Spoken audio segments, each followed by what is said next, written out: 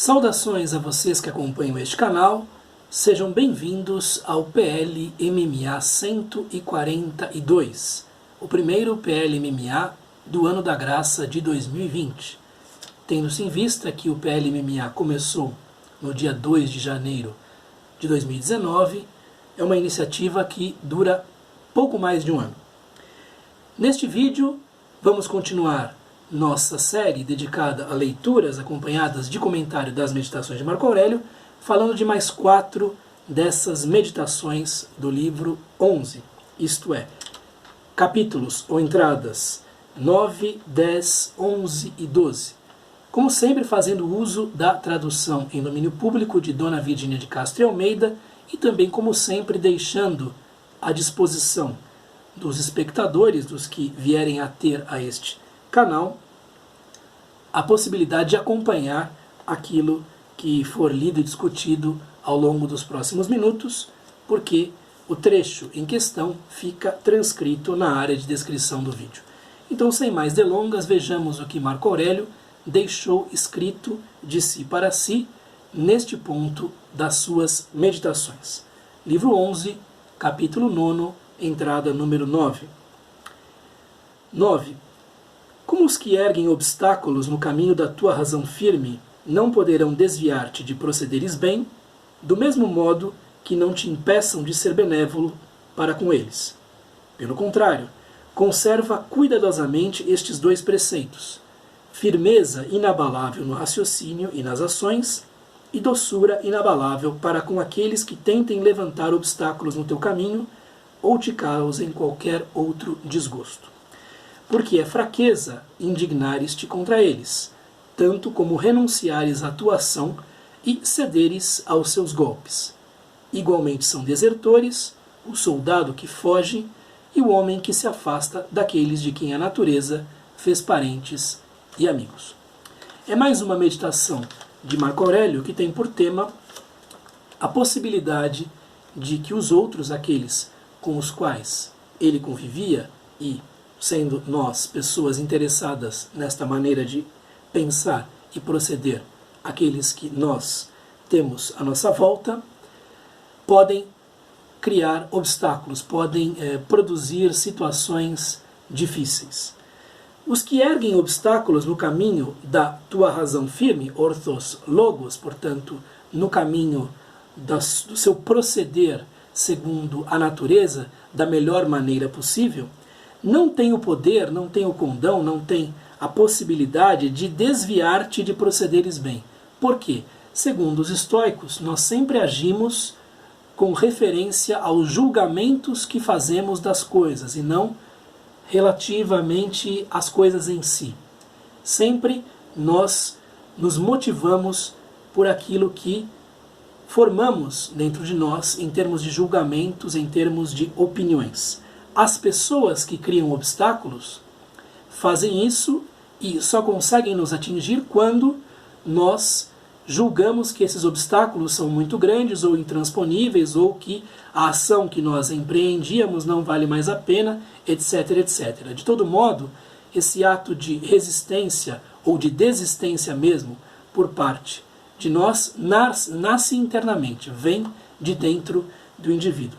Esses que erguem obstáculos no caminho da tua razão firme, no caminho tanto do seu raciocínio quanto da sua ação, não poderão desviar-te de procederes bem.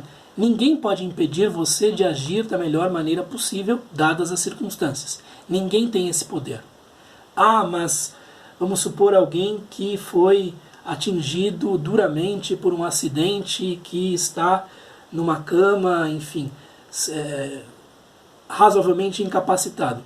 Há algo bom que se pode fazer nesta situação. É claro que seria melhor ter todos os movimentos, enfim, restabelecer-se, convalescer, etc, etc. Mas mesmo nesta situação, há a possibilidade de agir bem, dadas as circunstâncias.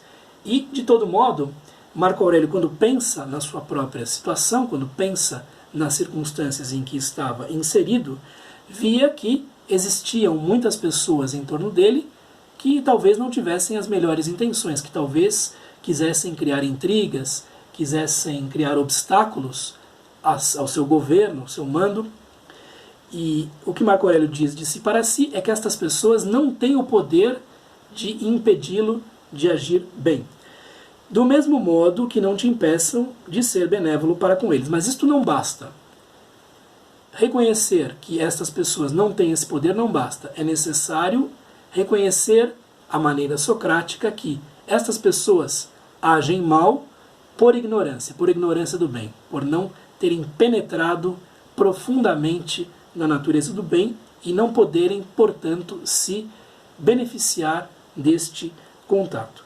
E é por este motivo, dentre outros, não menos importantes, que o indivíduo que procura se nutrir da filosofia estoica deve ser benévolo, deve ter eumeneia, né, para com esses outros indivíduos.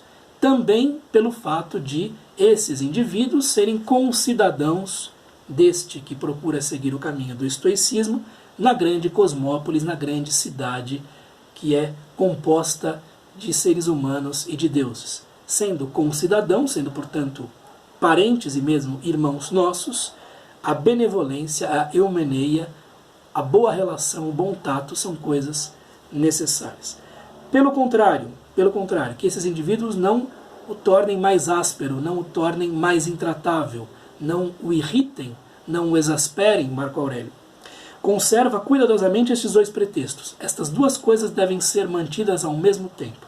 Uma firmeza inabalável no raciocínio e nas ações, portanto, mover-se pela razão reta, né, mover-se pela imitação da natureza, por assim dizer, pelo caminho da vida segundo a natureza, e também uma doçura inabalável para com aqueles que tentem levantar obstáculos no teu caminho.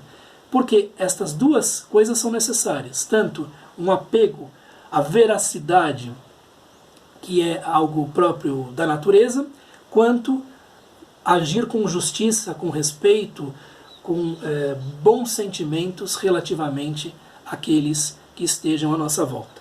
Então, nós temos estas duas necessidades, a necessidade da justiça estoica e a necessidade da verdade estoica nos atos. Os atos devem ter não apenas como pontos de referência abstrações. Eu vou buscar a justiça abstratamente falando, eu vou buscar a verdade abstratamente falando, eu vou buscar a virtude abstratamente falando, mas devem levar em consideração as pessoas com as quais nos deparamos, as pessoas que estão à nossa volta e que devem receber o melhor tratamento possível. Às vezes esse melhor tratamento possível, dependendo do caso, envolve o castigo a essas pessoas, a punição a essas pessoas. Porque às vezes o castigo é necessário para, enfim, dar a elas a possibilidade de emendar-se de um estado de injustiça, de iniquidade muito grande, né? Ou te causem qualquer outro desgosto. Então, tratar com benevolência, com respeito, com justiça, com bons sentimentos a todos é algo necessário. Porque é fraqueza indignares-te contra eles. Os estoicos veem a ira como fraqueza. Os estoicos veem a exasperação como uma debilidade. E não veem nada de positivo nesta paixão humana. No máximo, por uma questão de cálculo, o fingir-se indignado ou o fingir-se irado para se safar de uma determinada situação ou para comunicar-se com pessoas que talvez não tenham condições de entender argumentos mais complexos, é algo que pode ser preconizado, pode ser, enfim, e mesmo aplicado, né? Mas sentir a ira é algo que o sábio não experimenta. Nós que não somos sábios, evidentemente, que experimentamos isso. Tanto como renunciares à atuação e cederes aos seus golpes. Então, aqui há a equiparação entre a exasperação, a ira e a desistência, enfim, a falta de resistência daquele que cede, né? Aquele que desiste. Por quê? Mesmo que haja obstáculos no caminho, nós já vimos em outros pontos das meditações, é possível adaptar-se. A mente tem esta capacidade. Se o objetivo X não é possível, busque-se, portanto, o objetivo XY. Se o caminho se o caminho Y não é possível, busque-se o caminho Y' e por aí vai, né? Algo semelhante ou algo que permita ao indivíduo acercar-se daquilo que seja o melhor nas suas ações, no seu pensamento, etc, etc. Igualmente são desertores o soldado que foge, portanto a imagem clássica do desertor, aquele que foge da raia, e o homem, o ser humano, que se afasta daqueles de quem a natureza fez parentes e amigos. Isto é, o ser humano que se refugia na misantropia, que se refugia no afastamento, no distanciamento frente àqueles que, por natureza, são os seus semelhantes, os seus irmãos, os seus próximos. Há uma missão, digamos assim, na vida do ser humano, que é justamente a de conviver com essas pessoas da melhor maneira possível, supõe-se, e este caráter a um só tempo racional, né, e comunal, comunitário, gregário do ser humano, social, é algo em que os estoicos insistem bastante. A natureza humana é a um só tempo logike, isto é, racional, e koinonike, comunal, comunitária, gregária. E é necessário estar em contato com os outros, supõe-se que da melhor maneira possível, o tempo todo. Eu me lembro de uma frase em inglês, não sei quem é o autor: alone man is nothing, isto é, sozinho o homem, aí entendido como um ser humano, não é nada. Sempre é necessário cooperar com os nossos irmãos, por mais áspera que seja a convivência com eles, né? 10. Aqui existe um erro por parte de Dona Virgínia de Castro, não é possível subscrever a esta primeira tradução. E fica assim a primeira sentença de 10. Não há natureza inferior à arte, porque as artes imitam a natureza. E continuando. Sendo assim, a natureza mais perfeita e que abrange todos os seres não pode valer menos que as obras-primas da arte. Ora, todas as artes criam o inferior em vista do superior, e assim procede a natureza comum. É daí que nasce a justiça, que é a base das outras virtudes, pois não praticaremos a justiça se nos preocuparmos com coisas indiferentes e nos deixarmos cair no erro, na prevenção e na inconstância. Muito bem. Aqui nós temos um tipo de comparação que, embora nos pareça, digamos assim, não muito inspirado, não muito original, não muito surpreendente, embora nos pareça quase uma platitude, tem uma derivação socrática.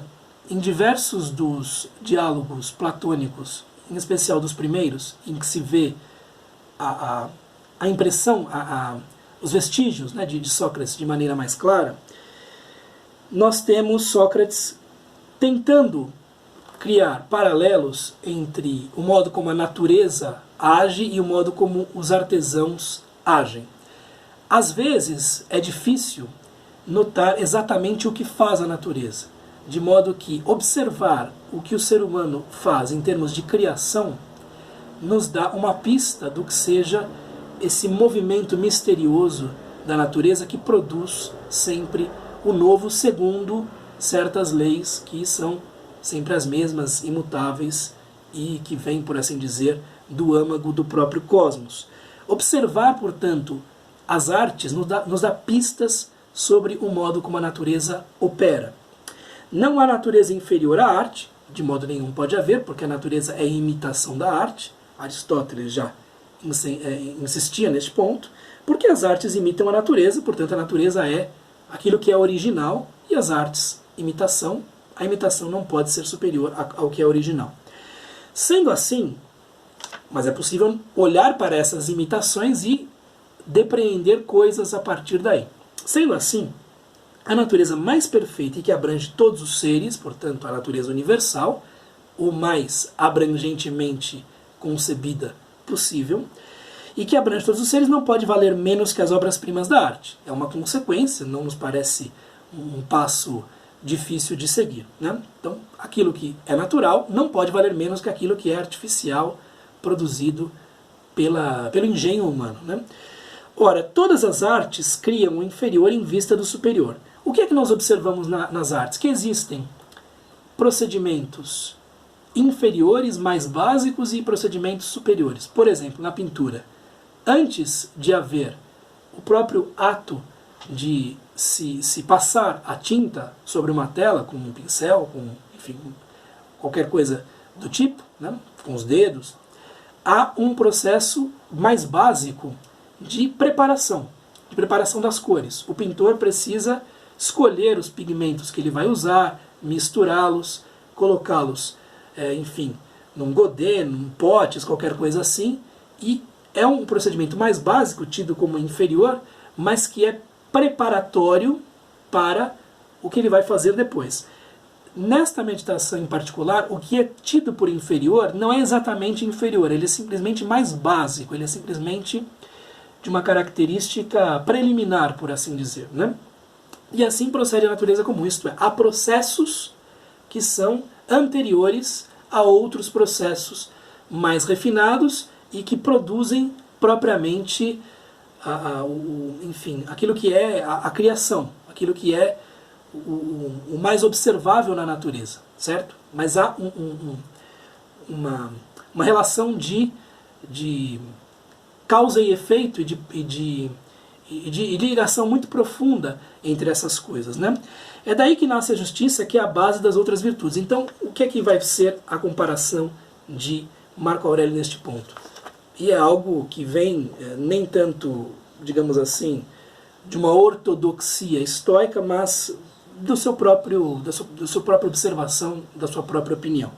Ele vai dizer que a justiça, a dikaiosune, é algo mais básico do que as demais virtudes, do que as outras virtudes que podemos enumerar lendo os estoicos, do que a moderação, do que, enfim, a prudência, do que a coragem / fortaleza, etc, etc. Pois não praticaremos a justiça se nos preocuparmos com coisas indiferentes e nos deixarmos cair no erro, na prevenção e na inconstância. E apesar de haver é um trecho um pouco complicado. Ele está dizendo que a justiça nasce de outras virtudes preparatórias, né? Então, existe a prudência, por exemplo, existe a moderação e existe a chamada Andreia, né? Coragem / fortaleza. Elas estão na posição, segundo Marco Aurélio, de mais básicas do que propriamente a justiça. Desculpe-me aí, né? Eu estava pensando, aliás, que era o contrário, neste momento me dei conta de que era o oposto daquilo que eu vinha pensando. Essas virtudes são preparatórias para a justiça, mas não quer dizer que sejam menores, inferiores, menos importantes. Há uma ligação muito clara entre elas e, fundamentalmente, a areté é una. Né? A virtude é uma coisa só, fundamentalmente. A excelência humana é uma coisa só. Nós podemos separá-la em partes por questões didáticas, para aprender melhor determinadas coisas. Então, quem toma as coisas indiferentes, tudo aquilo que não seja o bem interior, e se deixa cair no erro, portanto, não presta atenção aos riscos, às coisas, à possibilidade de ser enganado, portanto não tem prudência, né?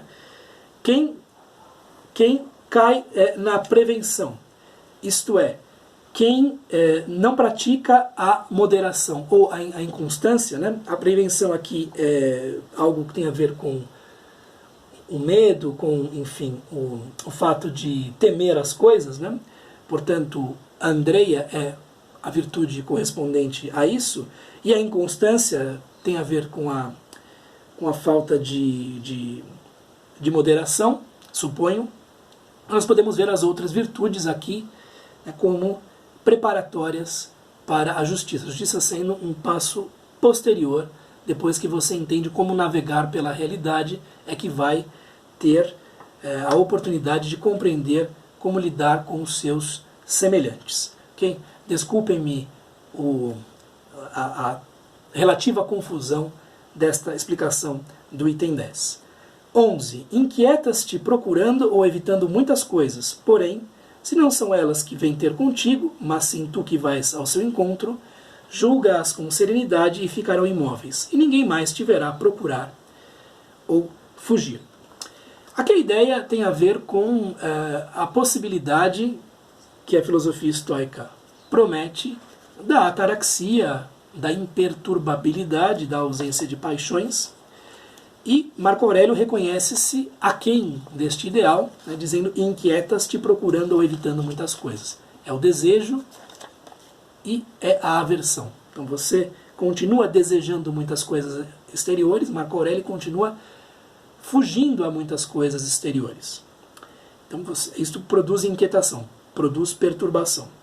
Porém, se não são elas que vêm ter contigo, mas sim que tu que vais ao teu encontro, julga-as com serenidade e ficarão imóveis. Isto é, se é você que se inquieta e vai, por exemplo, no movimento do desejo, ao encontro dessas coisas, quando estiver diante de uma dessas coisas que você julga desejáveis, ou quando estiver diante de uma dessas coisas que você julga terríveis, lembre-se de julgar essas coisas com serenidade, lembre-se da reta razão, lembre-se de que essas coisas são indiferentes, né?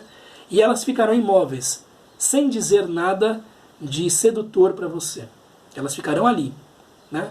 Elas estão ali. Então, por exemplo, aquele pote de sorvete, dando um exemplo prático, aquele pote de sorvete cheio de calda, farofa, doce, etc, etc, por si só não diz nada. Quem diz, isto é delicioso, devo devorar este pote inteiro e repetir, é você. Então, a coisa em si está lá imóvel, sem dizer nada. O juízo que você forma a respeito dessa coisa, que tem muito a ver com hábitos, com experiência, e por aí vai, é que leva você, daquele movimento que se chama hormé, né, o impulso, a tomar aquilo nas mãos e, enfim, devorar o sorvete. Então, as coisas em si não dizem nada. Elas estão lá imóveis, inertes, paradas, né? Não são, portanto, em si nem desejáveis e nem terríveis. E ninguém mais te verá procurar ou fugir se você fizer isto com muita assiduidade, com muita frequência. Se você, a cada coisa desejável ou supostamente terrível, você praticar este exame de si mesmo, vendo que são os julgamentos que você faz a respeito dessas coisas que levam você à ação ou à inação. Né? Então, Marco Aurélio lembrando-se deste exercício estoico e dizendo que quando você age na direção dessas coisas, ainda assim há um momento em que é possível desistir da ação. Enfim, o que vale para nós é quando se trata de ações vergonhosas ou, enfim, daninhas, etc, etc. Né? 12. A esfera da alma conserva-se homogênea quando não se estende para um objeto exterior ou não se dobra sobre si mesma, quando não se dispersa nem se contrai, quando brilha emanando uma luz que ilumina a verdade em todas as coisas e nela própria. Nós temos aqui, novamente, uma imagem que já tinha aparecido se não me engano, no livro 8º, entrada 41, e que é atribuída a Empédocles, né, um dos grandes pré-socráticos. O que é que Empédocles dizia, que foi retomado aqui por Marco Aurélio? Que a alma é como uma esfera, a alma, sobretudo perfeita, a alma do sábio, né, é uma esfera perfeita, perfeitamente ilustrada, perfeitamente polida, e que, por ser uma esfera, além da sua perfeição formal, tem um mínimo de atrito possível com o mundo que está à sua volta. Então imaginem só uma esfera e como, sendo muito bem polida, muito bem lustrada, como ela rolaria com facilidade por uma determinada superfície, por um solo, qualquer coisa do tipo.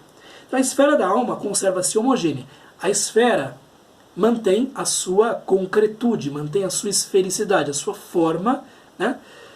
Quando não se estende para um objeto exterior ou não se dobra sobre si mesma. Isto é, quando ela não se joga, não se choca contra algo mais duro que ela, algo que pode destruí-la, que pode, enfim, conformá-la, etc, etc. Se nós pensarmos numa esfera pétrea, isso não se aplica.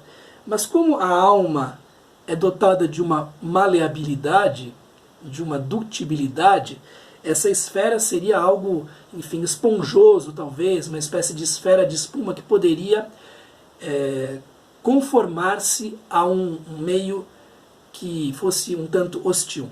Então, para que a esfera mantenha a sua esfericidade, para que a alma se mantenha, digamos assim, incorrupta, não modificada, na melhor saúde possível, né, é necessário necessário prestar atenção àquilo que está à sua volta, né? Então, quando não se estende para um objeto exterior, não se dobra sobre si mesma. Uma possibilidade de determinadas esferas e a mesma possibilidade que a alma tem. Quando não se dispersa nem se contrai. Quando não se trata de uma alma, digamos assim, porosa ou, né, feita de um material que se perde, arenoso, qualquer coisa do tipo, né? Então, imagine-se aqui um material que tem uma dutibilidade e, ao mesmo tempo, uma firmeza, uma coerência e uma coesão, melhor dizendo, né, bastante grandes. Quando não se dispersa nem se contrai, portanto mantém o seu mesmo tamanho, e aqui vai se colocar algo a mais, né, uma alma como luminosa, como uma fonte de luz, quando brilha emanando uma luz que ilumina a verdade em todas as coisas nela própria. Portanto, a alma como algo que é capaz de iluminar as coisas à sua volta, iluminar o mundo e mostrar esse mundo como ele é, permitindo, portanto, ao indivíduo que detém essa alma justamente viver a melhor vida possível, viver uma vida segundo a eudaimonia. Esta é uma imagem que Marco Aurélio traz de si para si, uma alma como uma esfera que não perde a sua forma e que não se choca contra coisas que podem destruí-la, que mantém-se num movimento, enfim, saudável. Ele traz esta imagem diante de si para tomá-la como um ideal que deve ser imitado, um ideal a que sua própria alma deve aspirar. Muito bem, é o que eu tinha a lhes dizer nesta tarde quente de janeiro. Nós continuamos o PLMMA no próximo vídeo. Um abraço, até mais. Tchau.